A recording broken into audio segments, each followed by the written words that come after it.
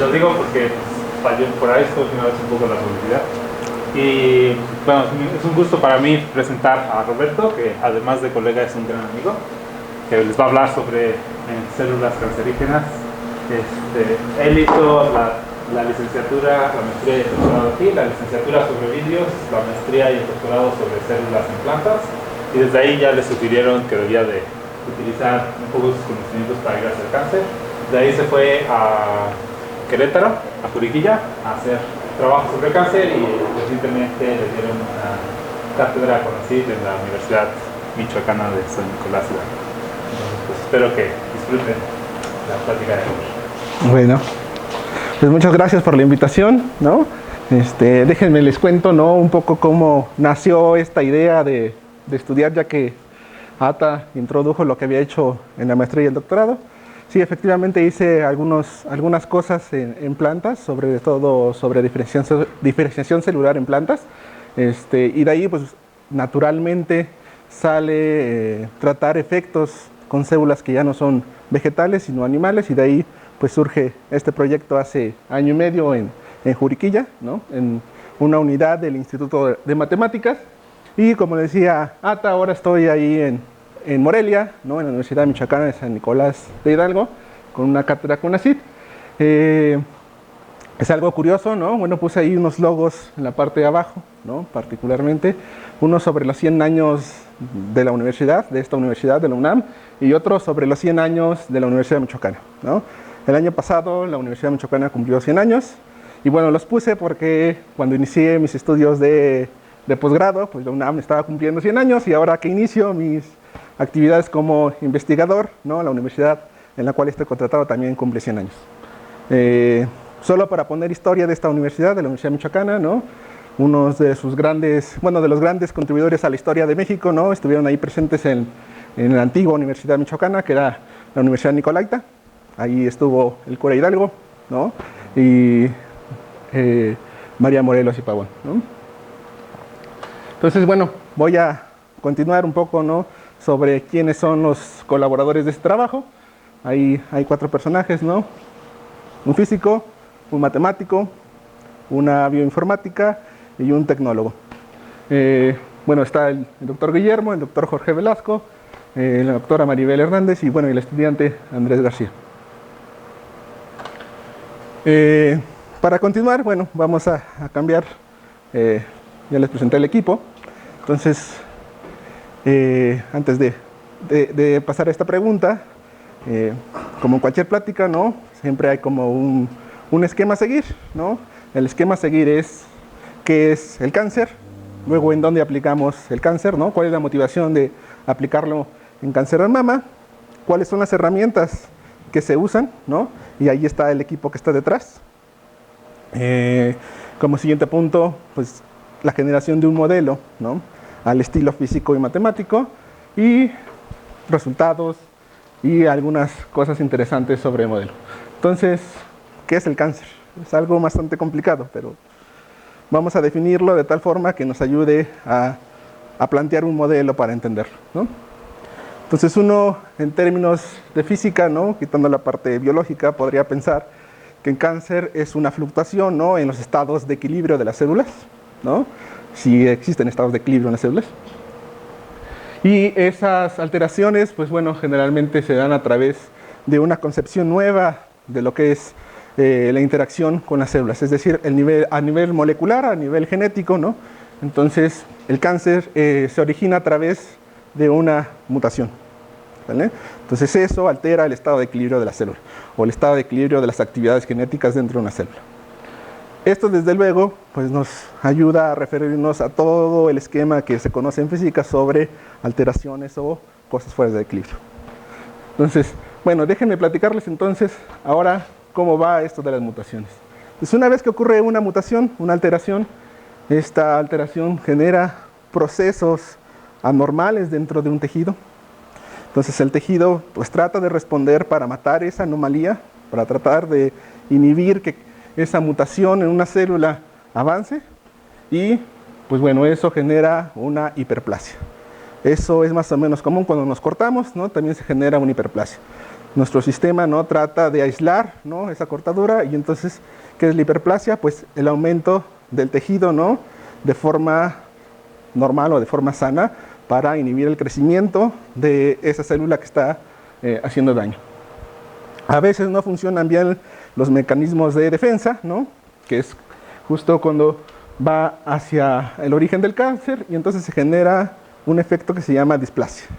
Entonces la displasia no es otra cosa que una hinchazón mucho más grande, ¿no?, pero ahora las células que están dentro, ¿no?, pierden funciones. Entonces tienden a perder funcionalidad.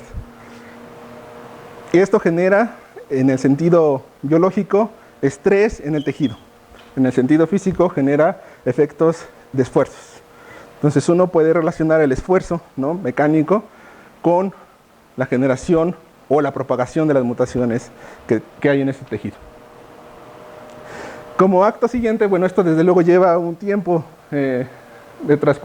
un tiempo en el que ocurren los eventos, y en algún momento el sistema falla completamente y entonces hay esto que se conoce como el inicio de cáncer. En lo que les voy a presentar hoy, ¿no?, nos vamos a quedar justo hasta como el inicio del cáncer y un poquito más allá. Ya no les voy a hablar sobre el cáncer invasivo, pero pues lo que les voy a presentar hoy tiene aplicaciones hacia esa dirección y desde luego se requiere de muchos recursos humanos, ¿no?, para hacerlo. Entonces, una vez que se inicia el cáncer, hay un proceso de desarrollo, se convierte de repente en un cáncer invasivo, lo que se conoce como metástasis, y ocurren diferentes procesos en esa evolución desde el inicio hasta que se produce un cáncer invasivo. Aquí les muestro una imagen donde tenemos conductos, ¿no?, que transportan nutrientes, o sea, conductos sanguíneos, donde hay tejidos sanos, y en alguno de estos tejidos se genera una mutación, digamos por aquí o acá arriba, ¿no? Entonces hay un proceso de hiperplasia, displasia, inicio de cáncer, y en un momento, ¿no?, cuando el tejido ya no soporta el estrés, se genera, ¿no?, una ruptura del tejido sano y se genera una propagación de las células cancerosas. En este sentido, bueno, empiezan a invadir otros lugares o también empiezan a moverse por el torrente sanguíneo. Entonces, esto hace realmente un problema interesante del cáncer, ¿no?, y muchos mecanismos que podemos usar para entender. Entonces, voy a ir ahora un poco, ¿no?, a cómo se originan las mutaciones. Entonces, todos nacimos o empezamos, ¿no?, a partir de un conjunto que se llaman células madre, ¿no? En toda nuestra vida también tenemos células madre. Estas células madre, ¿no?, producen células somáticas, que son las que tenemos mayormente en el cuerpo. Las células madre en algún momento, ¿no?, pueden mutar, las células somáticas también. Estas mutaciones en muchos casos pues se interrumpen, es decir, una célula puede mutar, pero cuando muta puede puede quedarse ahí y no puede heredar su material genético mutado, o bien lo puede heredar, ¿no? Entonces, en esta imagen que tengo por acá, ¿no?, entonces hay un conjunto, por ejemplo, de células madre, ¿no?, que pueden mutar. Entonces generan células que ya están mutadas, y esto genera en algún momento del desarrollo de las células, es decir, cuando se empiezan a diferenciar, células que ya son de manera diferente a las células que deberían de estar diferenciadas. También puede ocurrir en las células somáticas, que es justo donde ocurre mayormente. Entonces, hay algunas mutaciones en las células somáticas, como les decía, que pueden solo quedarse ahí, ¿no?, y hay otras que no se quedan ahí, entonces tienen como el mismo efecto de las células madre cuando mutan, y entonces se transportan, ¿no?, o se trasladan a células diferenciadas que tienen funciones anormales. Este tipo de mutaciones, ¿no?, las que pasan, ¿no?, o digamos las que tienen efecto en desarrollar alguna mutación que se prolongue, que se propague, se les llama mutaciones dirigidas, y las que no tienen efecto se les llama mutaciones pasajeras. O sea, ahí hay una competencia entre estas dos mutaciones que se refleja, más adelante se los voy a decir, se refleja como un tipo de competencia, ¿no?, en cuántas mutaciones de las que no tienen efecto tengo con respecto a las que sí tienen efecto, ¿no? Ahora, un poco más allá, estos dos tipos de mutaciones, con estudios más o menos recientes se han ubicado en un grupo de genes que están en todas las células, que se llaman oncogenes y genes supresores. Entonces esto porque son un conjunto de genes que están presentes casi siempre en todas las células relacionadas con un tipo de cáncer. Cuando las mutaciones o cuando el conjunto del genoma es sano, ¿no? Pues estos genes supervisan todo el ciclo celular, supervisan que las células tengan un efecto bueno en el desarrollo, y entonces, por ejemplo, los oncogenes no se llaman oncogenes, se les llama proto-oncogenes porque son los buenos, ¿no? Entonces, cuando fallan se les llama oncogenes, y los genes supresores, pues bueno, funcionan de manera autónoma, un poco como los proto-oncogenes. Bueno, voy a pasar entonces a un poco introducir la parte física, ¿no?, del asunto, diciéndoles justo qué pasa con el cáncer y por qué es tan importante estudiarlo. Una de las cosas relevantes en el cáncer es que es una enfermedad prácticamente particular para cada agente que lo posee, y esto se refleja en que tiene un crecimiento innato a la persona o al ser donde se desarrolla, y esto se puede explicar un poco en cómo se desarrolla una vez que ocurre una mutación, cómo se desarrolla en un tejido y cómo afecta a este tejido. Entonces, aquí les pongo dos procedimientos de los que vamos a hablar más adelante. Uno es el crecimiento y otro es la heterogeneidad. En la parte de heterogeneidad, cuando nosotros observamos un tejido que presenta cáncer, se observa bajo biopsias, ¿no?, que ese tejido presenta diferentes grupos celulares con mutaciones completamente diferentes, pero agrupadas. Si uno toma una muestra de este tejido, por ejemplo, ¿no?, puede observar que tienen como la misma representación de mutaciones, pero si uno hace un zoom, ¿no?, cada una de estas células, por tener mutaciones a veces pasajeras, ¿no?, presenta un grado de heterogeneidad como el resto del tumor. Si yo tomo, por ejemplo, un corte de este lado, ¿no?, ven que ahí tengo como otro grupo de células, y eso al final, bueno, lo hace que sea complicado. Hay una tendencia, ¿no?, a hacer tratamientos especializados por el tipo de persona en función justo de esto, de tener para cada persona o para cada ser que tiene cáncer, ¿no?, un tratamiento dirigido para atacar estas zonas que son diversas. En términos de física estadística, ¿no?, uno puede medir esta parte de heterogeneidad a través de la entropía, ¿no? Es decir, cuántos estados puede ocupar el sistema dado que partes de algo, ¿no?, y eso se le llama la entropía de Shannon. También se puede relacionar un poco con la abundancia de las especies, ¿no?, o la abundancia en este caso de las mutaciones en un tejido, y esto nos va a ayudar más adelante, ¿no?, a explicar este proceso de heterogeneidad. Otro efecto es el efecto de crecimiento. Entonces, cuando se genera el inicio de cáncer, pues las células tienen que comer, ¿no?, y comen igual que las células que no tienen mutaciones. La ventaja, ¿no?, o la desventaja que tiene, la ventaja, digo, de las células cancerosas y la desventaja de las células somáticas es que pues hay ciertas regiones que tienden a tener mayor cantidad de nutrientes, y ese lugar, ¿no?, es donde las células cancerosas empiezan a proliferar, empiezan a dirigirse, quitando el espacio a las células sanas. Donde hay una baja cantidad de nutrientes dejan de crecer. Eso ocurre también con las células somáticas normales, es decir, siempre se alojan o siempre tienen recursos, ¿no?, o sea, lugares donde tienen una cantidad buena de nutrientes. Entonces, por eso tienen un montón de canales de alimentación. Pero cuando un grupo de células anormales empieza a invadir el tejido, genera lugares de baja densidad de nutrientes, y entonces empieza a crecer el tumor de manera un poco diferente. Como crece muy rápido con respecto a cómo debería de dividirse las células somáticas, se genera un centro donde no hay alimentos, ¿no?, y entonces se genera una zona de muerte, ¿no? Ahora, el propósito, o de las células cancerosas, y digámoslo así, es inhibir la muerte, ¿no? Entonces estas mutaciones, al final, las mutaciones que ocurren en una célula es para tratar de librar la muerte, ¿no? O prolongar su existencia lo más posible que pueda. Y en ese sentido, pues va el siguiente modelo, ¿no? Entonces, va lo que les voy a presentar. Entonces, vamos a introducir justo por qué la motivación de estudiar cáncer de mama. Entonces, justo en este instituto, ¿no?, de cáncer en Estados Unidos, el año pasado, ¿no?, había reportados 250,000 casos de cáncer al año, ¿no? Cáncer de pulmón, era dentro de los más frecuentes. En cáncer de pulmón 220,000 casos, ¿no? Y en cáncer de colorectal, ¿no?, 130,000 casos.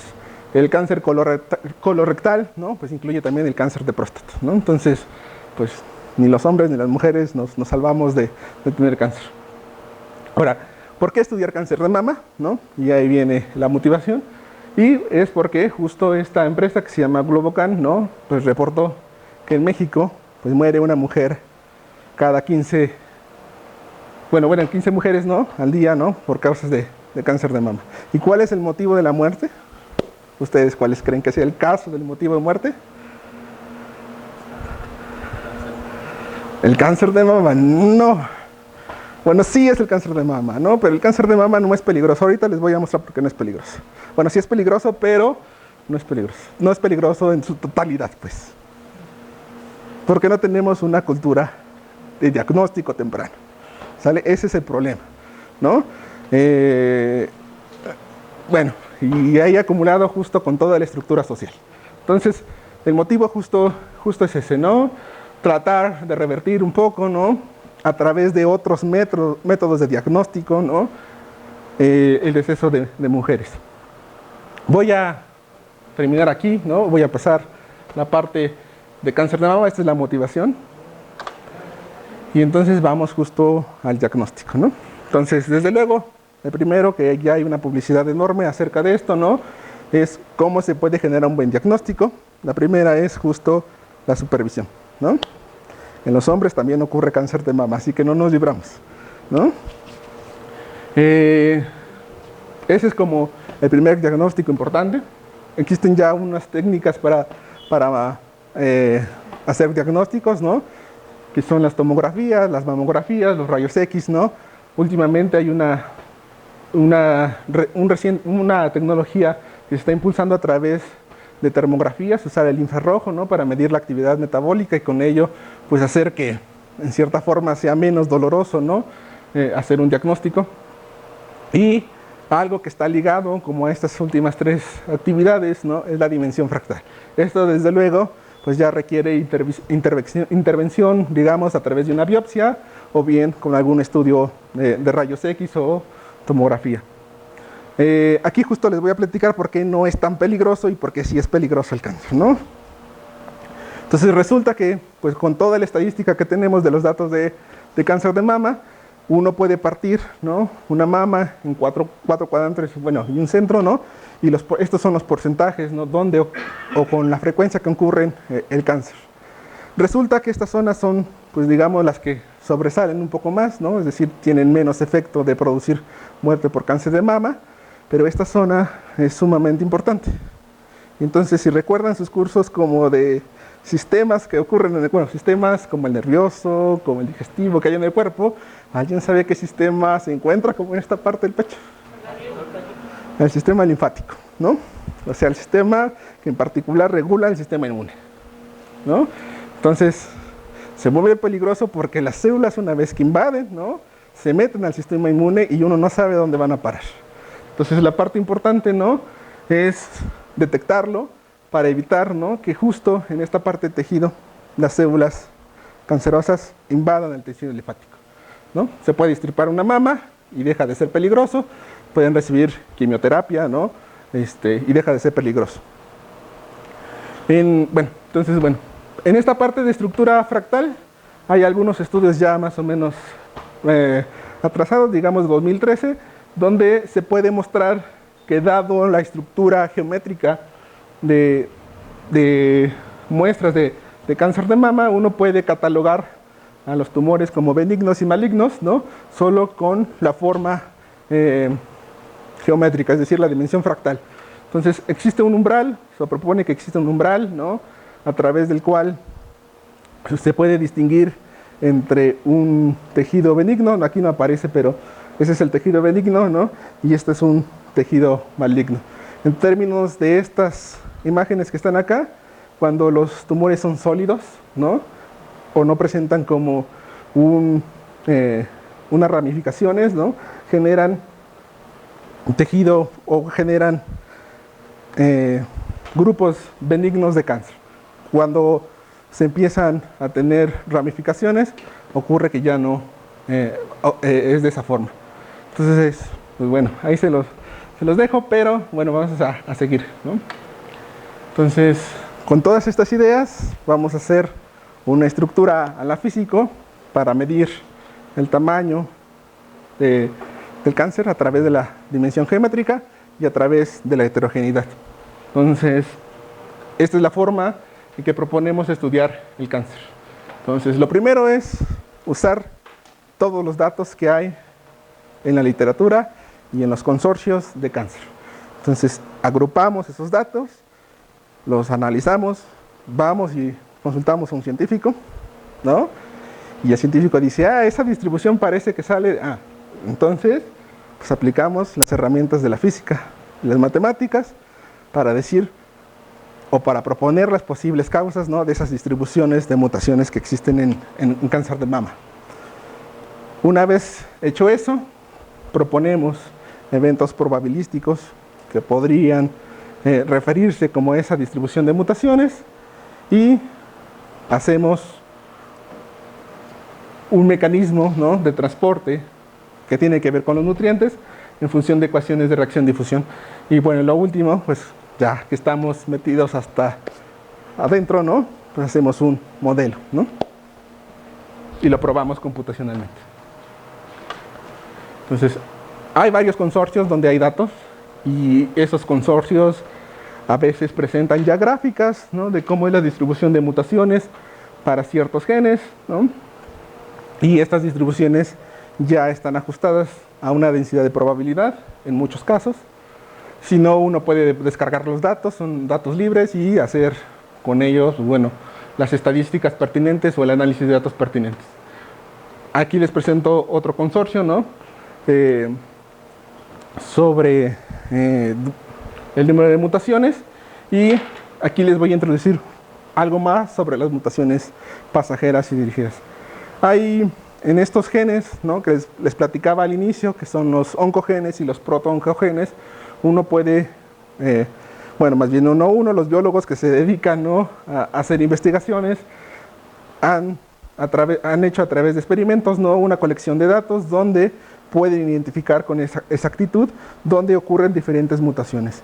Aquí en estos puntitos rojos, bueno, puntitos, yo iba a decir rojos, ¿no? En esos puntitos verdes y puntitos negros, existen los lugares de mutación. Los puntitos rojos, digo otra vez rojos, los puntitos verdes, ya para eso dato daltónico, los puntitos verdes representan mutaciones que activan o sobreexpresan una base, y los puntitos negros no inhiben como la base que ocurre por ahí. Estas mutaciones, como ven, no tienen una distribución, entonces uno pensaría que justo estas mutaciones ocurren de manera aleatoria, y esto no es que aparezca recientemente, sino ya como desde los 70s, ¿no? Se cree que el inicio de una mutación se ocurre de manera aleatoria en la estructura del gen, y no solo ocurre como en las partes propias del gen, es decir, por ejemplo, esta línea roja es como la particularidad del gen, y estas cosas verdes y moradas también, pero ocurren también, digamos, en los lugares intragenéticos, ¿no? Entonces, la idea de esta gráfica es pensar que hay un conjunto de mutaciones aleatorias que pues, se reflejan, ¿no? En el comportamiento general de un gen. Aquí voy a empezar a introducir justo lo de mundo pequeño, y voy a hacer un paréntesis para que los organizadores del seminario, ¿no? Inviten a este grupo, ¿no? De investigación que está en el Instituto Nacional de Medicina Genómica, a cargo del profesor Enrique Hernández Lemus, ¿no? Ellos hicieron este trabajo el año pasado, bueno, estos dos trabajos el año pasado, en donde muestran cómo a través del análisis de redes genéticas que tienen una relación entre los genes, se pueden identificar comunidades de genes, ¿no?, que están afectando el cáncer de mama, y cómo ese conjunto de genes, a través de un enriquecimiento de la red, genera grupos pequeños de genes que predominan en diferentes tipos de cáncer. En cáncer de mama existen estos 4 tipos de cáncer, bueno, estos 4 tipos que realmente están relacionados con un tipo de alteración genética. Los 2 primeros tienen que ver con la regulación de estrógenos. Son los más fáciles de tratar y además son los más abundantes, por fortuna. Entonces el primero es como de todos los casos que existen de cáncer, el primero es como el que ocurre con 50% de mayor probabilidad, el segundo con 20%, entonces ya tenemos el 70%. Entonces por eso no es tan malo el cáncer de mama. Los otros 2, todavía no se sabe muy bien cómo funciona, tiene como el 10%, y este último, que afecta la reparación del DNA, es como de los más invasivos y malignos, ¿no?, en el cáncer.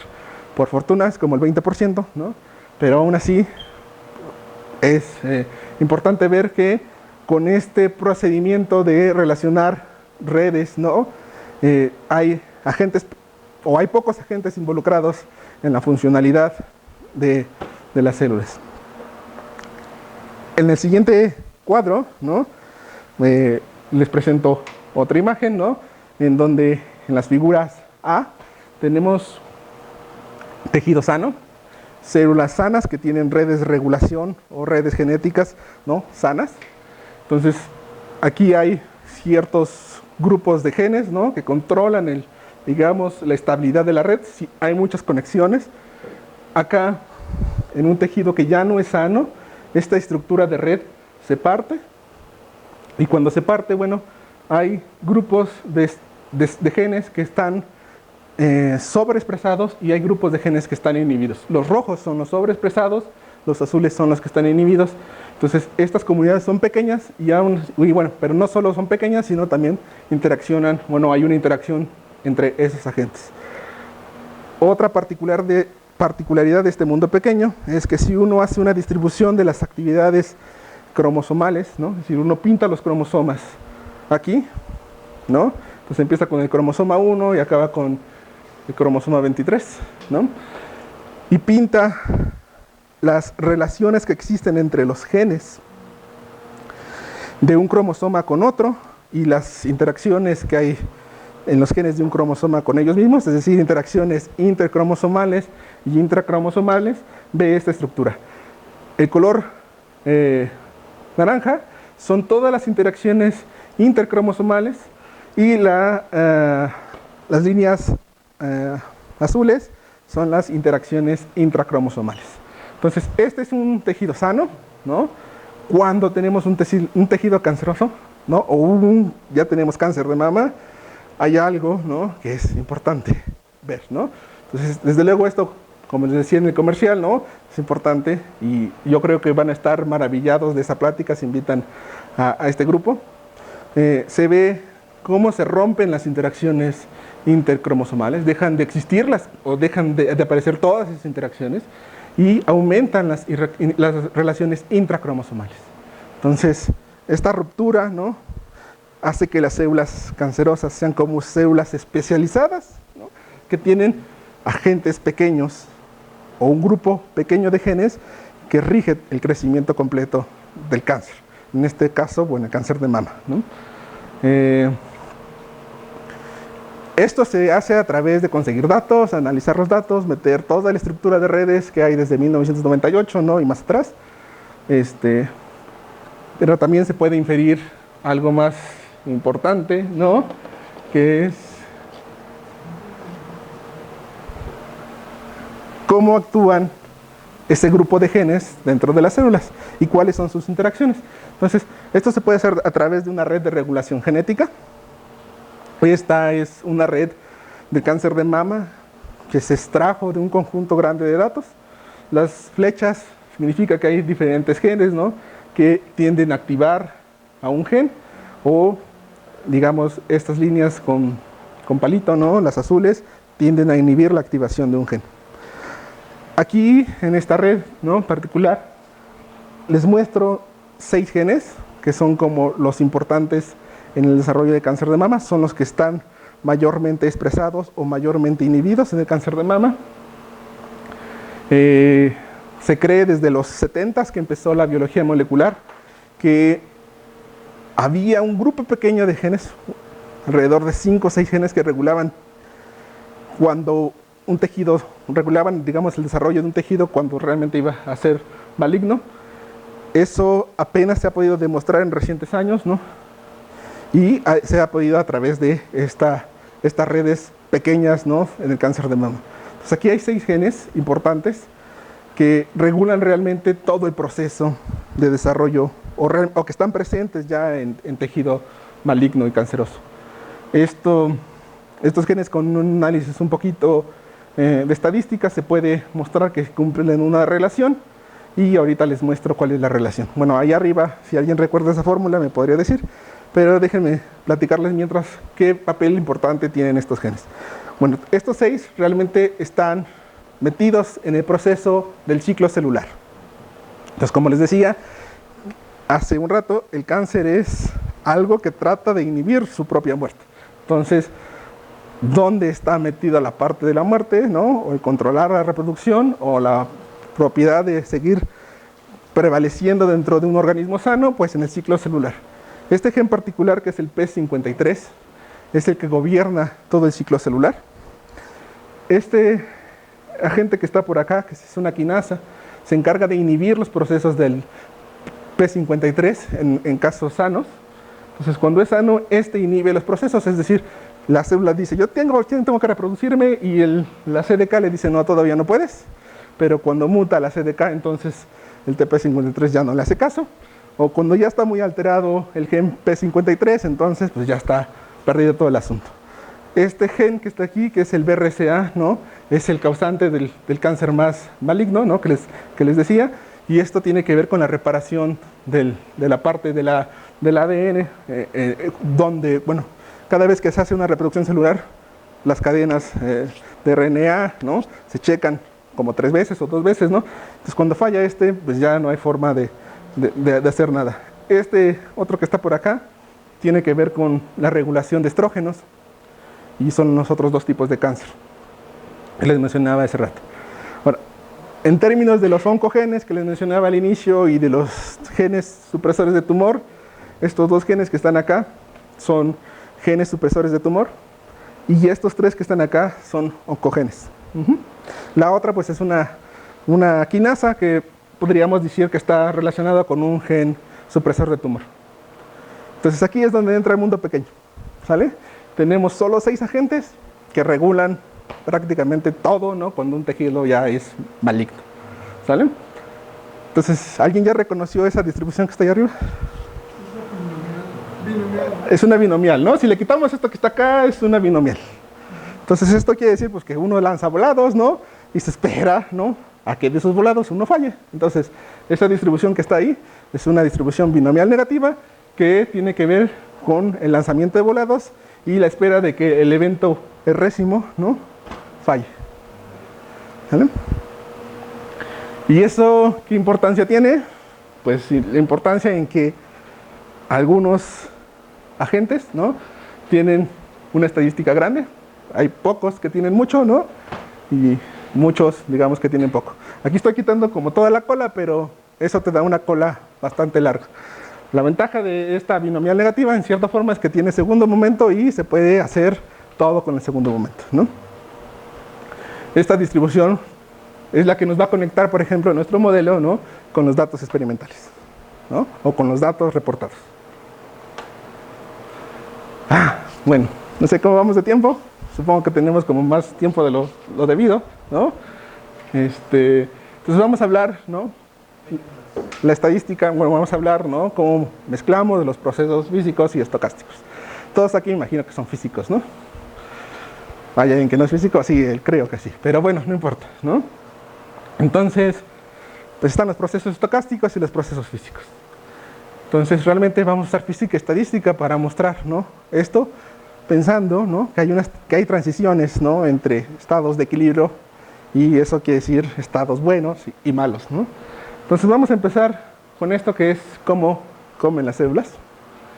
Y aquí están las ecuaciones de transporte que les mencionaba. Entonces, en principio uno puede separar cómo comen las células con solo los nutrientes esenciales y los nutrientes que no son esenciales. Ahí podemos hacer todo un conjunto de ecuaciones, ¿no?, que nos muestren las relaciones. Esto, pues, desde luego complica mucho el modelo, pero se puede hacer. Nos vamos a ir como a la parte simple que nos gusta a los físicos, ¿no? Entonces vamos a dividirlo en dos ecuaciones. Una que tiene que ver con el oxígeno. Una vez que les falta oxígeno a las células, no importa que tengan 1000 mutaciones, se mueren. Y otro que tiene que ver, pues, con el proceso de obtener ATPs a través del ciclo de la glucosa, ¿no? Entonces, una vez que tiene un tejido uno, ¿no?, las células sanas, un tejido sano, ¿no?, o un tejido que no es sano, necesitan comer como de la misma forma a través de la glucosa, que se mete a la mitocondria, genera ATPs, y entonces las células tienen energía, ¿sale? Entonces hasta aquí, pues, son ecuaciones de difusión, ¿no?, en ambos casos, y la propuesta es que esos nutrientes, pues, tienen una competencia con las células normales, las células somáticas normales y las células cancerígenas, ¿no?, las células cancerosas. Entonces, el factor que tiene aquí la célula normal con la célula cancerosa es una distribución de probabilidad que está regulada por un parámetro que nos va a permitir, bueno, más adelante les platico, ¿no?, que nos va a permitir cambiar como el efecto del número de mutaciones que va adquiriendo un tejido. Estas ecuaciones, si las ven, son iguales, ¿no?, arriba y abajo. Entonces lo único que, pues, cabe decir aquí es que la tasa de consumo de nutrientes es diferente por un factor, ¿no?, lambda n por esto que está aquí, ¿sí? Entonces aquí son cómo reacciona las células normales con respecto a las células cancerosas al consumir alimentos y al consumir oxígeno. Uno con estas relaciones, bueno, puede pensar que existe una relación en la proliferación de células cancerosas, ¿no?, a través de la división celular, y entonces uno propone que existe una competencia entre la cantidad de nutrientes que existe alrededor de una célula cancerosa con esta distribución con respecto a la cantidad de mutaciones que ocurren en esa célula cancerosa. Es decir, esto al final de cuentas refleja que una célula somática en algún momento puede mutar, y esa mutación puede proseguir a generar otras mutaciones, o bien que esa célula somática puede solo dividirse sin mutar. Entonces hay una competencia entre esas dos cosas. Más adelante les voy a mostrar esta relación, ¿no?, que cómo ponemos esto que está aquí. Esta es una probabilidad de división, y por qué la escribimos de esta forma. Entonces ahorita solo les voy a contar, ¿no?, que esta distribución esta probabilidad está dado por un coeficiente geométrico, una distribución geométrica y una distribución poissoniana. Esto refleja que las mutaciones sean aleatorias, y esto más adelante les voy a contar, ¿no?, que refleja el distinto concentración de nutrientes alrededor del tejido. Y bueno, por último, solo la distribución de muerte. Entonces, con estas reglas uno puede jugar y tener un modelo y hacerlo lo que sigue. Para explicarles de dónde sale esta distribución geométrica que ponía en esa probabilidad de mutación, en esa PDM, ¿no?, uno puede pensar que hay una evolución de las mutaciones, y esta evolución de las mutaciones no depende, ¿no?, de la mutación anterior, porque son como procesos aleatorios. Entonces uno puede pensar que la evolución de las mutaciones se da a través de una cadena de Markov que genera nacimientos, ¿no? Entonces al inicio tenemos 0 mutaciones, ocurre una mutación aleatoria, entonces me puedo pasar con una probabilidad lambda 0 a tener una mutación, con una probabilidad de lambda 1 a tener 2 mutaciones, y así hasta tener, pues, k mutaciones en una célula, ¿no? Esto desde luego es por gen y por célula. Una vez que la célula tiene mutaciones, pues bueno, uno no puede regresar a tener menos mutaciones, ¿no? Y entonces esta relación uno la puede escribir como este proceso, que se llama el proceso solamente de nacimiento en esta cadena Markov, que se llama el proceso Joule-Fury. Y bueno, solo para ligarlo con los fenómenos astrofísicos, ¿no? Ese proceso ocurre en la cascada de electrones que se origina cuando un rayo cósmico gamma, ¿no?, cae en la atmósfera, ¿no?, y se desprenden muchos electrones. Entonces eso utiliza Hawk, ¿no?, para medir la cascada de electrones, más o menos, ¿no? Había que abundar un poco más. Entonces esto que está aquí es una ecuación que sale de estos procesos de la cadena Markov. Esto es una ecuación maestra de probabilidad. Nos dice cómo evoluciona, ¿no?, el estado K o el estado K-1 en el tiempo, y cuál es la probabilidad de tener ese estado, ¿no? Cuál es la probabilidad de tener X mutaciones en un tiempo determinado. Se puede integrar esta ecuación maestra de probabilidad si es fácil, si es sencilla. Pues si no es sencilla, entonces uno está perdido, ¿sí? Afortunadamente hay un método que se llama el método Tau-Lipin, ¿no?, que permite a través de trayectorias de las diferentes poblaciones simular de manera más o menos precisa la evolución de esta ecuación maestra de probabilidad. Este método Tau-Lipin lo que dice es que en un tiempo tau, ¿no?, la población que es X puede cambiar a través de un conjunto de números aleatorios, es decir, puede aumentar su población con números aleatorios distribuidos de manera poissoniana y números distribuidos de manera geométrica, y en la relación con esto que está acá, esta ni de J, ¿no?, que está acá. Entonces voy a ir rápido en las otras dos láminas, solo para que vean de dónde sale esta distribución geométrica y cómo usamos este método Tau-Lipin de Gillespie. Entonces tenemos estos, bueno, por cierto, ese libro es como la Biblia, ¿no? Entonces si alguien quiere hacer fenómenos aplicados, hay que leer ese libro, más o menos, ¿no? Entonces tenemos justo este proceso. Aquí se puede describir, ¿no?, a través de los procesos homogéneos de nacimiento y muerte, con probabilidades que te permiten pasar pasar del estado 0 al 1 con una lambda de t y regresar con una mu de t general. Uno puede iterar esta ecuación maestra de probabilidad y encontrar una solución exacta a esa solución. Si nosotros quitamos la mu de t porque no tenemos regreso, regresamos al caso de esta distribución Joule-Fury, y esto nos origina una distribución geométrica donde hay que esperar, ¿no?, un evento después de lanzar X para que falle el sistema, ¿no? Entonces está pues, más o menos ligado con lo que se piensa que ocurre con las mutaciones. Esta probabilidad de éxito a través de la solución analítica se puede ver como la integral, ¿no?, de una exponencial que tiene que ver con cuánto puedo saltar de un lugar a otro, y aquí es donde uno puede pensar que esta parte de aumentar las mutaciones está catalizada por los nutrientes, es decir, solo donde hay muchos nutrientes puedo generar más mutaciones, ¿no?, que en los lugares donde no tengo nutrientes. Y uno puede entonces meter de la probabilidad de división esta probabilidad de éxito.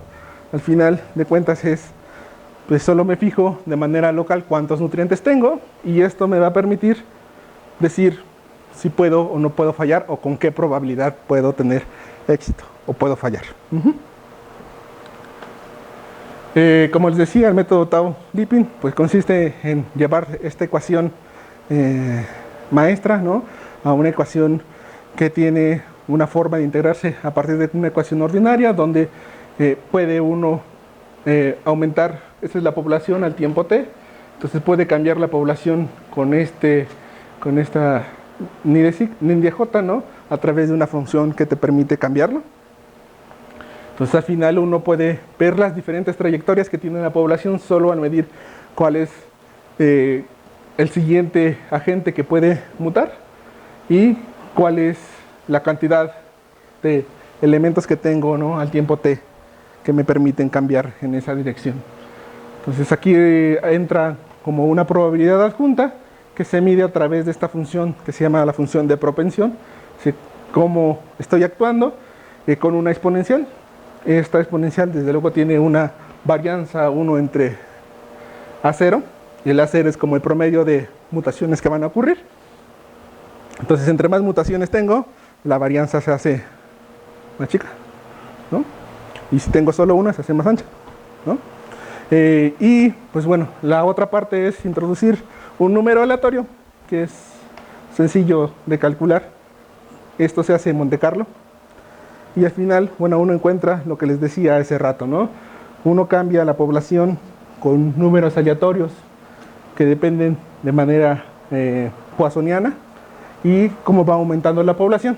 Aquí no puse la geométrica porque estoy escribiendo solo el método de Gillespie, pero en la lámina, 2 láminas anteriores tenía aquí los procesos aleatorios por esta formulación, más los procesos por la distribución geométrica que tienen que ver con los nutrientes, y la parte de la dirección hacia donde van a existir las mutaciones.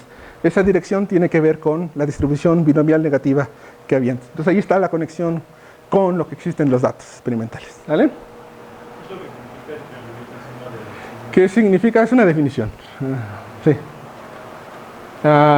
Entonces voy a ir más o menos rápido, ¿no? Entonces, recapitulando, pues esas son las cosas que tenemos. Tenemos las mutaciones importantes que están en este grupo pequeño de oncogenes y genes supresores. Hay una generación aleatoria de mutaciones. Estas mutaciones tienen una relación, como les dije, ¿no?, binomial, ¿no?, que al final es una relación geométrica, ¿no?, de fallos. Y pues bueno, la propuesta es que los microambientes favorecen la proliferación. Entonces, pues vamos a hacer el experimento. Hay varias formas de hacerlo, ¿no? Entonces, este modelo es como el más sencillo. Esto era un autómata celular, todo el mundo sabe que es un autómata celular, ¿no? Condiciones de frontera, probabilidades que ya tenemos, condiciones con los vecinos. Este es un ejemplo de matemática, ¿no?, donde el tiempo, cuando hay una evolución en el tiempo según ciertas reglas. Y entonces, bueno, nos vamos a regresar al cáncer. Entonces, ¿cómo simulamos o cómo proponemos un modelo? Entonces, partimos nuestro espacio en una malla cuadrada, generamos en el centro de esta malla cuadrada una perturbación, una alteración que se da por una mutación aleatoria, y ponemos el lugar de donde provienen los nutrientes, ¿no?, un tubo capilar, ponemos condiciones de frontera aquí, ¿no?, y resolvemos. ¿Sí? Ajá. Entonces ahí va el asunto.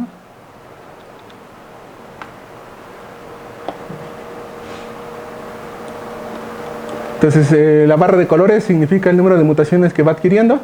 Entonces empezamos con una mutación en el centro, los nutrientes, recuerden, están arriba, y entonces empieza uno a ver la reproducción celular con las reglas establecidas de las probabilidades que les mencionaba. En un tiempo determinado todo es más o menos homogéneo, tienen pocas mutaciones, ¿no?, está más o menos concentrado, no tiene como mucha gracia. Uno pensaría, pues tiene una distribución más o menos homogénea de nutrientes, pues lo más que puede crecer es esférico, ¿no?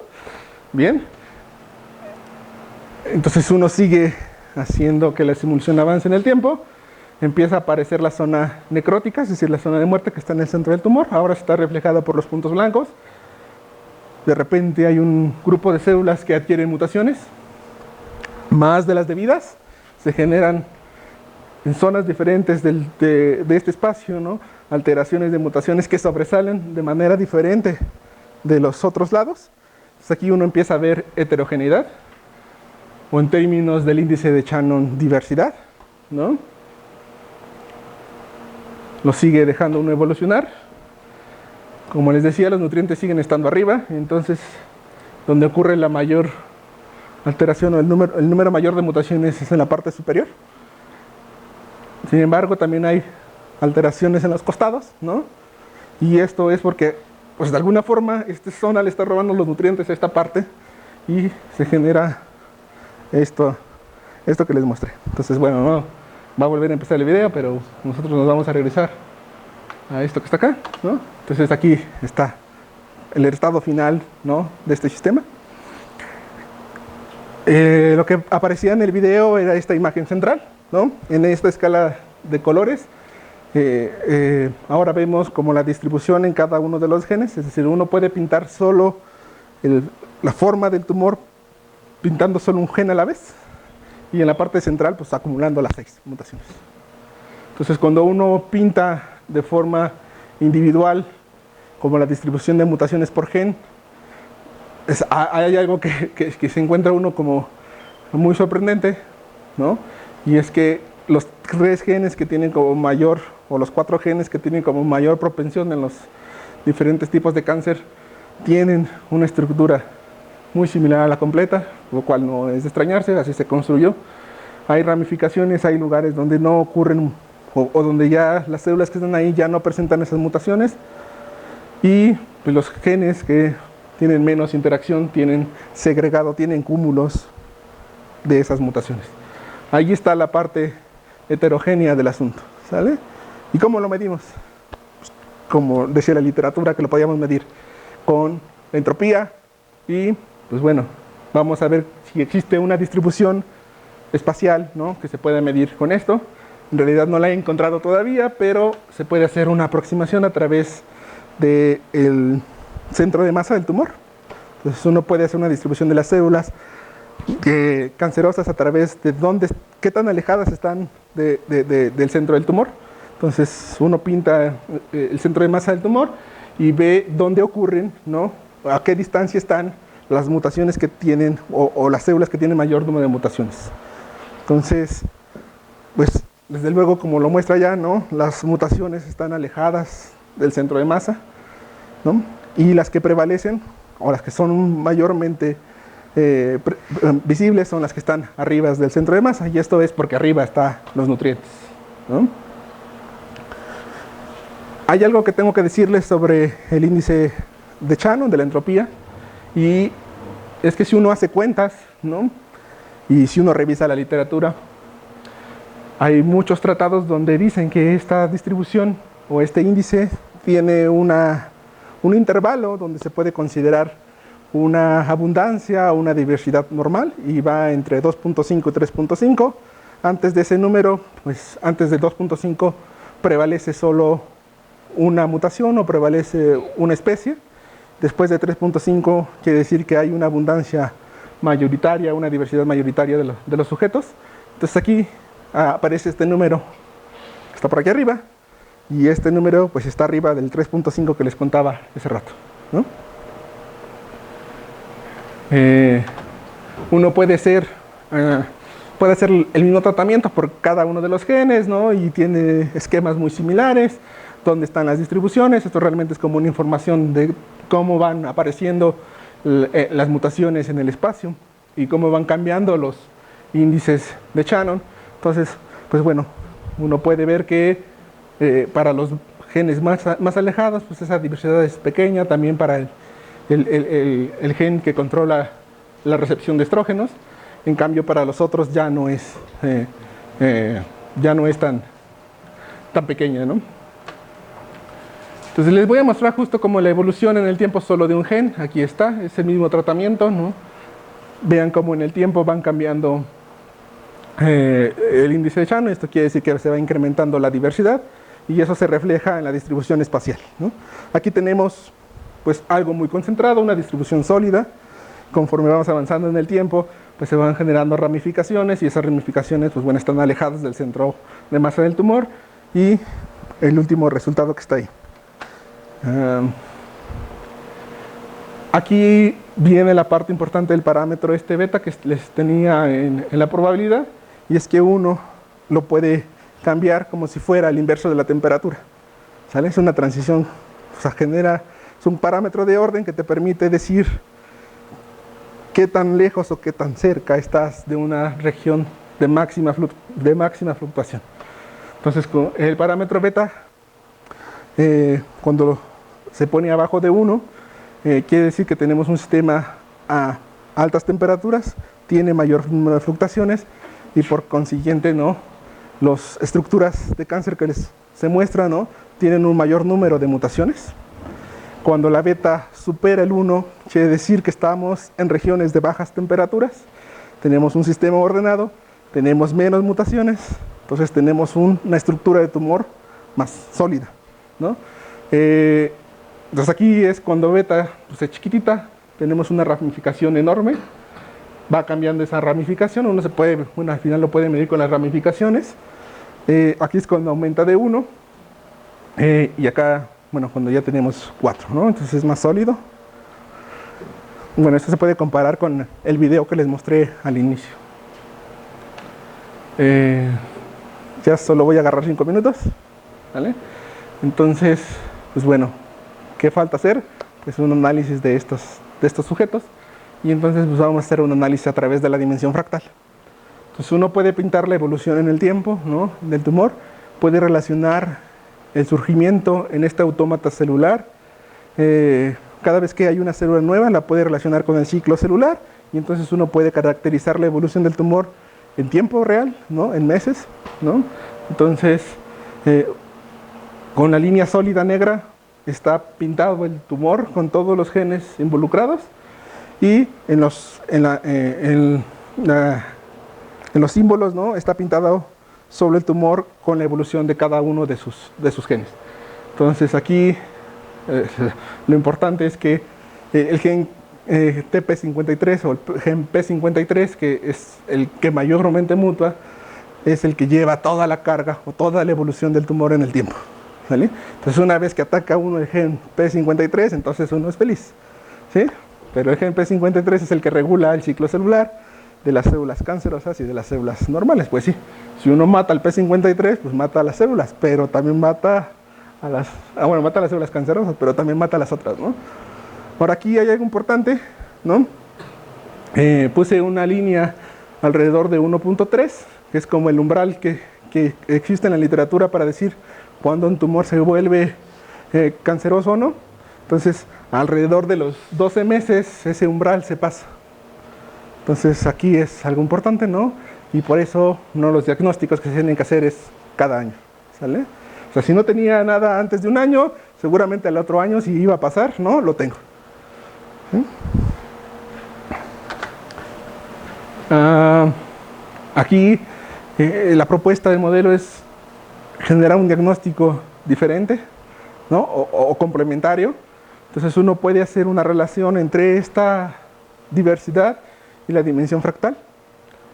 Como es una estructura de mundo pequeño, pues bueno, generalmente uno liga esas estructuras de redes con series en el tiempo, ¿no?, que dependen de leyes de potencias. Entonces aquí tenemos una ley de potencias, ¿no? Bueno, la ley de potencias es lineal, ¿no? Entonces hay una relación entre la diversidad y la dimensión fractal, ¿no? Existe como una línea recta que pasa, ¿no?, independientemente de los valores de beta, independientemente de qué tan diversos van a ser la evolución del tumor en el tiempo, ¿sí? Salvo uno que se escapa, ¿no?, pero en realidad tenemos como una dimensión ahí. Aquí, pues bueno, esto nos sirve para decir, si yo mido cuántas mutaciones hay en un tejido, en una biopsia, puedo saber su AH, su índice de Shannon, o bien también puedo saber, ¿no?, su dimensión fractal. Si cae en este cuadrante, entonces puedo asegurar que por lo pronto el tumor es benigno. Si cae en el cuadrante de arriba, pues ya no hay que hacer algo, ¿no? Entonces ahí ya se convierte en maligno. Pues aquí está otra relación en esta dirección, que es sobre las leyes de escalamiento. Entonces uno puede hacer, bueno, o pintar, ¿no?, cómo crece el tumor a través de esta cantidad que se llama el radio de giro, que al final de cuentas es medir qué tan grande es el tumor, ¿no?, cuánta masa hay a una distancia del centro del tumor. Entonces yo me fijo en una célula cancerosa, le mido qué tan lejos está de su centro de masa y divido entre el número total de células cancerosas y tengo un tamaño. Entonces es como el momento de inercia, ¿sí? Si mido como ese momento de inercia, que al final de cuentas me da un radio promedio, veo que el número de células cancerosas en el tiempo sigue una ley de potencias, ¿no?, que crece con ese diámetro, bueno, con ese radio promedio, ¿no?, a un exponente. Ese exponente es la dimensión fractal. Y entonces, bueno, pues está padre esto del mundo pequeño, pero está bien que solo tengamos en consideración 6 genes. Y entonces esa es una pregunta importante. ¿Está bien esa dirección que estamos tomando? Y entonces uno puede tomar de la base de datos más genes y ver si el comportamiento es el mismo. Y entonces si es el mismo, entonces sí está bien lo del mundo pequeño, ¿no? Y entonces resulta que cuando tomamos más genes, ¿no?, 16 y 50, que son como los... 16 es el tamaño de la red de regulación genética que les había mostrado. Estos 16 son los 16 que estaban en la red de regulación. Estos 50 son los que están en la base de datos como los más destacados en las distribuciones, y tenemos el mismo factor de escalamiento. Entonces, efectivamente, no, el cáncer es algo de mundo pequeño. Digo, en estas cosas de tratar de ver cuando una red de un tejido sano se rompe, ¿no?, en pequeñas redes, pues está padre, pero hay que hacerlo al revés para revertir los procesos, ¿no? Y ahí hay mucha tarea que hacer, y espero que algunos de ustedes se involucren en esto. Finalmente, ya me llevé más de 5 minutos, los tratamientos, ¿no? Entonces, hay empresas, ¿no?, de Estados Unidos y europeas, ¿no?, que generan un diagnóstico de cáncer y le dan medicamento, ¿no?, dirigido a las personas. Entonces hay ciertos medicamentos, ¿no?, que aparecen, ¿no?, que atacan ciertos genes, ¿no? Entonces, por ejemplo, este medicamento ataca a estos genes supresores de tumor, este otro ataca a los oncogenes, y los de allá abajo atacan a un oncogeno, a una quinasa. ¿Eso se puede hacer en el modelo? Sí, ¿no? Entonces, uno se espera 12 meses, que es el siguiente diagnóstico, se diagnostica que sí, y entonces le da un tratamiento dirigido a la persona, y lo primero que va a ver, ¿no?, en términos de estas gráficas, es que cuando uno no ataca con un medicamento, pues el tumor sigue creciendo, sigue aumentando su dimensión fractal. Cuando uno ataca el primer gen, se disminuye considerablemente la parte geométrica de ese tumor, y cuando uno va atacando más genes, ¿no?, se reduce considerablemente el tamaño del tumor. No lo mata, ¿no?, pero sí lo reduce considerablemente, y esto, desde luego, pues bueno, permite la intervención, ¿no?, para hacer otro tipo de tratamiento. Aquí les presento solo lo que ocurre con la diversidad. No baja considerablemente, ¿no?, pero sí la mantiene, ¿no?, en un estado estable. Y bueno, entonces, ¿para qué hacer el modelo? Pues para promover el inicio de cáncer, ver cómo funciona y generar tratamientos a enfermedades, ¿no?, importantes. Entonces, bueno, aquí termino. Creo que me llevé más tiempo de lo que debía, pero bueno.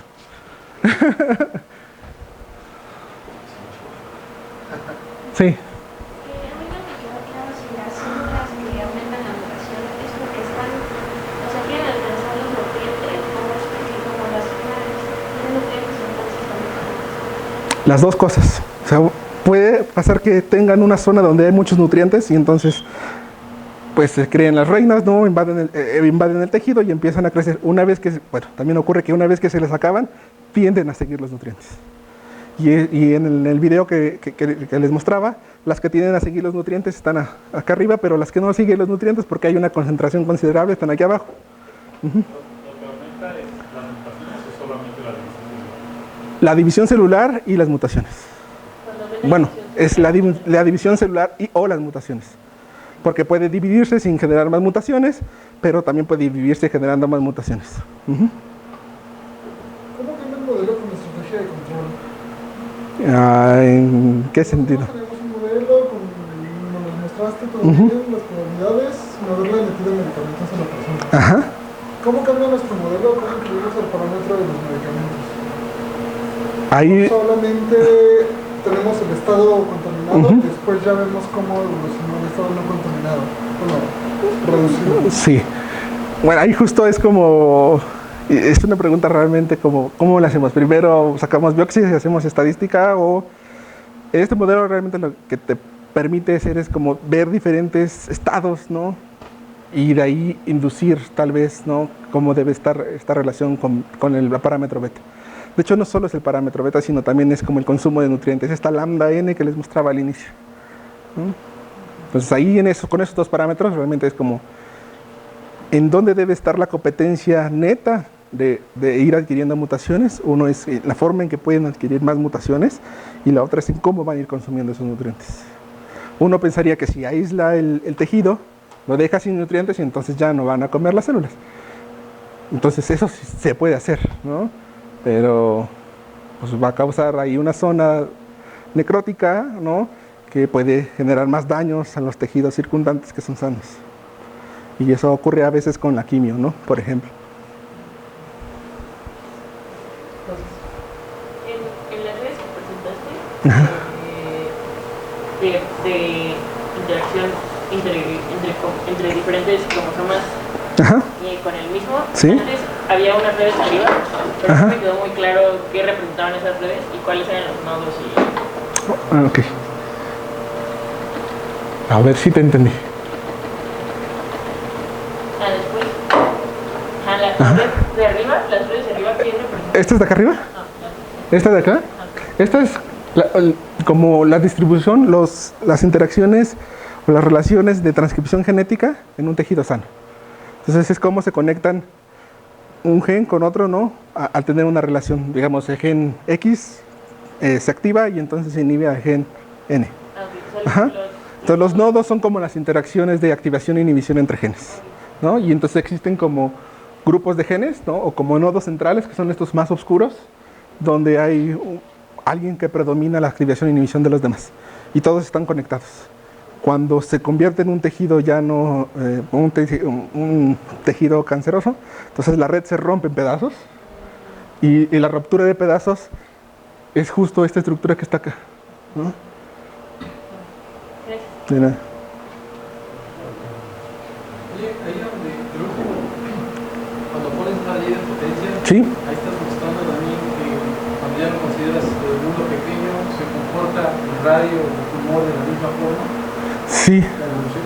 Pero mi pregunta es, ¿la evolución del tumor será de la misma forma? O sea, en esta, por ejemplo, O sea, justo la evolución del tumor real con respecto a la simulación, ¿a eso te refieres? no, me refiero a cuando consideras mundo pequeño y cuando no.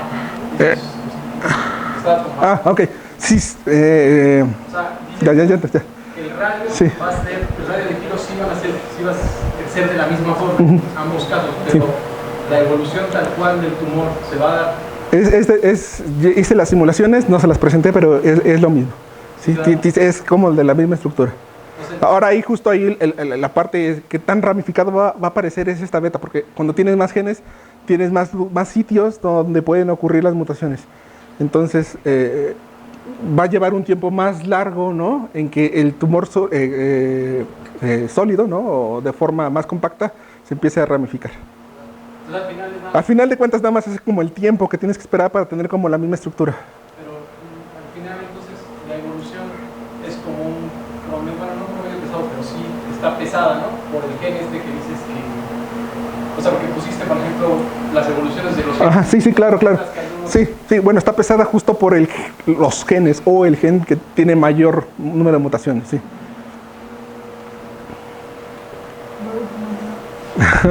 Sí.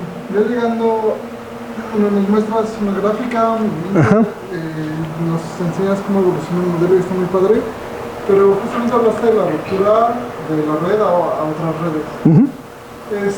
¿Cuándo tenemos metástasis? ¿Cuándo tenemos metástasis? Bueno, aquí, primero para tener metástasis, ¿no?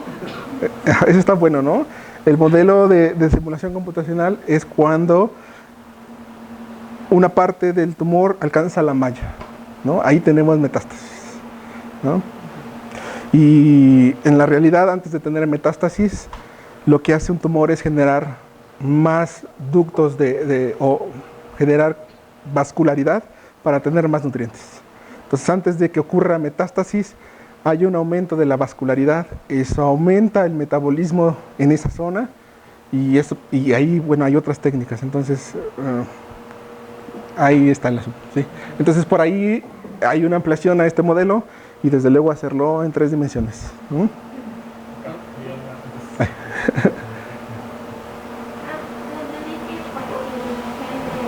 Bueno, el CDK ¿Sí? era el que como regulaba el reflejo, Sí, lo inhibe, sí. Es como su precursor. Sí. Pero si, O sea, pero si hubiera una forma de atacar a la quinasa, dices. o sea, de reparar al CDK, Ajá. ya no problemas. Podría ser uno, sí, podría ser una de las ventajas, que es justo uno de los últimos tratamientos que les puse ahí abajo. Si uno regula o mantiene más robusta la forma en que actúa esa quinasa sobre el ciclo celular, podría inhibirlo. El asunto es qué tan mutado ya está el gen P53 para que realmente alcance a regularlo. Si ya no alcanza a regularlo, si ya tiene más mutaciones que no le permite hacer una regulación correcta, de nada serviría, ¿no?, atacar a ese conducto de las... O sea, al final justo el CDK no es un ciclo, ¿no?, que te permite pasar entre las 4 fases del ciclo celular. Entonces, antes de la... Bueno, en la fase de síntesis, bueno, antes de la fase de síntesis es cuando entra el CDK para decir, ahora sí la célula puede dividir. Y si no checa bien el proceso, entonces, pues no tiene... Si no, el P53 no le permite checar bien el proceso, no tiene caso, ¿sí? Desde luego hay muchos otros canales, ¿no? O sea, atacar estos no... podría ser una ventaja, pero no necesariamente. O sea, atacar estos 6 podría ser como un tratamiento bastante bueno, ¿no? Pero hay muchos canales que llegan como justo a la activación o inhibición de esta red, ¿no? Esos 6 genes son los que más se expresan. Exactamente, justo esos 6 genes son los que se más hacen. Sí. Pregunta que Juan, sí, pregunta cultural. ¿Y esos mismos se han visto en otro tipo de células insígnidas? Por ejemplo, el P53 sí, ¿no? Ese sí está ahí presente, ¿no? Está en todo, ¿no? Y el siguiente gen, el ATM, ¿no?, también está metido. El CDK está como menos involucrado, ¿no? Y los otros también. Por ejemplo, el cuarto gen, que es el receptor hormonal, ¿no?, de estrógenos, pues bueno, no está presente en otro tipo de cáncer, ¿no? Bueno, nada más era una pregunta, pero de forma básica se puede explicar cómo actúan estas medicinas que al último hablaste, que regulan, que inhiben un poco que siga creciendo el tumor? O sea, actúan en la misma forma en la que estaba hablando ella de inhibir la proliferación de... Sí, y justo solo atacan como a las células que mayormente se reproducen. Entonces, dentro de esas, pues también está, por ejemplo, el cabello, ¿no? O sea, siempre atacan, tienen como receptores, por ejemplo, al P53, que es el que más permite las divisiones. Entonces, tiene receptores solo para las células que tienen mayor número de divisiones.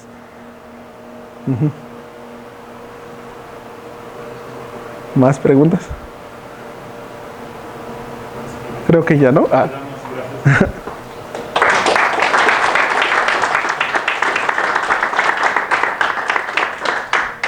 Entonces,